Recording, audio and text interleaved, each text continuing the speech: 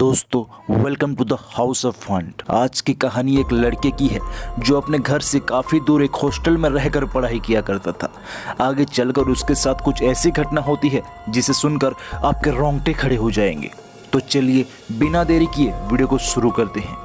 हमारे गांव के पास ये काफ़ी बड़ा सा कॉलेज है और ये कॉलेज गांव के बस्ती इलाके से थोड़ी दूरी पर एक सुनसान इलाके में बनी हुई है, जहां आसपास कॉलेज के चारों तरफ सिर्फ पेड़ और पौधे ही लगे हुए हैं। मानो ऐसा लगता है कि घने जंगल के बीचों बीच किसी ने अपना बड़ा सा महल बना लिया।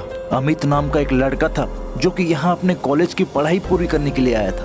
कहते थे कि गाँव में होने के बावजूद इस कॉलेज में पढ़ाई बहुत ही अच्छे तरीके से करवाई जाती थी, जिस वजह से दूर दूर से लड़के यहाँ पढ़ने के लिए आते थे।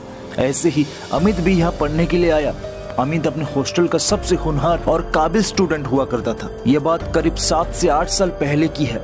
बिहार का एक लड़का जिसका नाम अमित था यहाँ हॉस्टल में रहकर पढ़ाई करता था। वो बेहद ही मेधावी और होनहार लड़का था।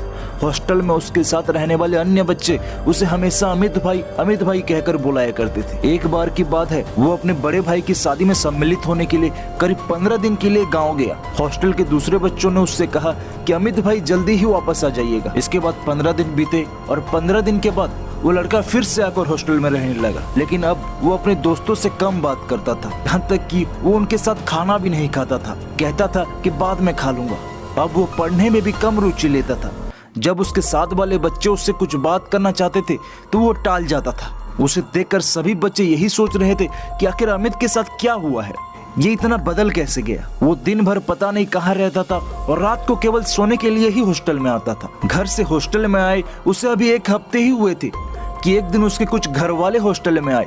सबके चेहरे उदासीन थे। उनके उदासीपन को देखकर एक लड़के से रहा नहीं गया और वो उन लोगों से बोल पड़ा कि अमित भाई तो अभी नहीं है, वो तो केवल रात को सोने आते हैं। उस लड़के की बात सुनकर अमित के घर वाले फपक कर रो पड़े और बोले कि वो रात को भी कैसे आ सकता है, हम लोग तो उसका सामान लेने आए हैं। अब वो नहीं रहा। ये सुनकर उसके साथ रहने वाले लड़के थोड़े घबरा से गए। उन्होंने कहा हॉस्टल से जाने के 2 दिन बाद ही वो मोटरसाइकिल से एक रिश्तेदार के वहाँ जा रहा था। उसकी मोटरसाइकिल एक तेज आती ट्रक से टकरा गई थी और अमित की on the spot he death हो गई। इतना कहकर वो लोग और तेज रोने लगे। हॉस्टल के जो बच्चे ये बात सुन रहे थे मानो उनके पैरों तले जमीन खिसक गई हो।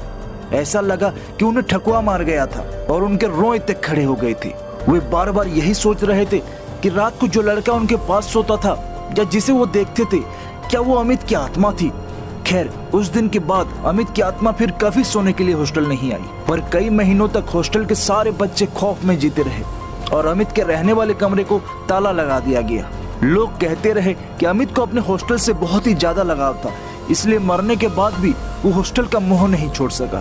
कहते हैं कि आज भी जो बच्चे अमित के भूत के साथ सोते थे वो अभी भी डरे सहमे ही रहते हैं। ये घटना सही है या गलत ये मैं नहीं कह सकता, क्योंकि मैंने ये घटना अपने क्षेत्र के कुछ लोगों से सुनी है। खैर भगवान अमित की आत्मा को शांति और मोक्ष प्रदान करे। दोस्तों कहानी कैसे लगी कमेंट में जरूर बताएं और ऐसे ही हॉन्टेड एंड हॉरर स्टोरीज के लिए चैनल को सब्सक्राइब करना ना भूलें।